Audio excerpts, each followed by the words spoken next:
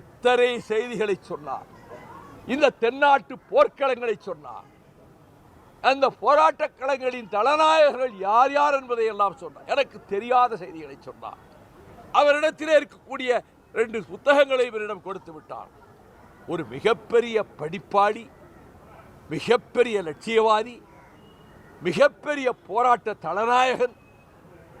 அரசியலுக்கு இன்றைக்கு யார் வந்தாலும் சரி, இனி யார் வந்தாலும் சரி, அவர்கள் எடுத்துக்காட்டாக வழிகாட்டும் ஞான தந்தையாக மனதிலே கருதி பின்பற்ற வேண்டிய தலைவன்தான் அண்ணன் நல்லகண்ணு அவர்கள்.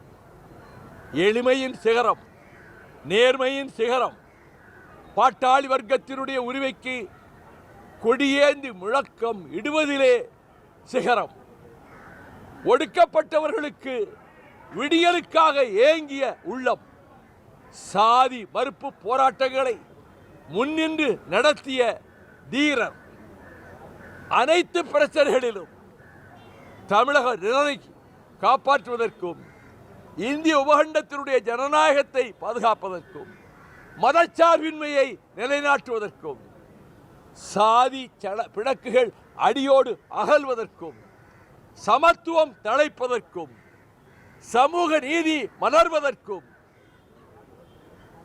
கம்யூனிஸ்ட் மேனிஃபெஸ்டோவிலே சொன்னாரே, you have nothing to lose but your chains.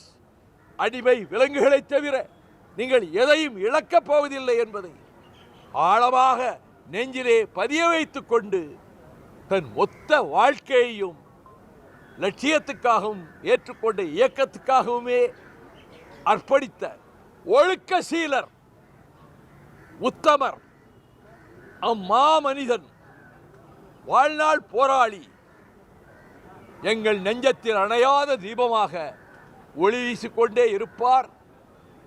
அவருக்கு மறுமலர்ச்சி திராவிட முன்னேற்ற கழகத்தின் சார்பில் அவரது குடும்பத்தினருக்கு எல்லோரும் புரட்சி, அந்த குடும்பத்தில் எல்லோரும் செங்கொடி வீரர்கள் தான், எல்லோரும் அண்ணன் பாதையில் நடக்கிறவர்கள் தான்.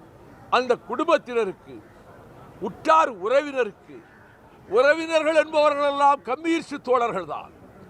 அத்தனை பேருக்கும், இந்திய கம்யூனிஸ்ட் கட்சியினுடைய தலைமை நிர்வாகிகளுக்கும், வீர செங்கொடி ஏந்திடும் காம்ரேடுகளுக்கும் நான் கண்ணீர் அஞ்சலியை வீர வணக்கத்துடன் மறுமலர்ச்சி திராவிட முன்னேற்ற கழகத்தின் சார்பிலே தெரிவித்துக் கொள்கிறேன். நீடு வாழ்க அண்ணன் நல்லகண்ணு அவர்களுடைய கீர்த்தியும் புகழும்.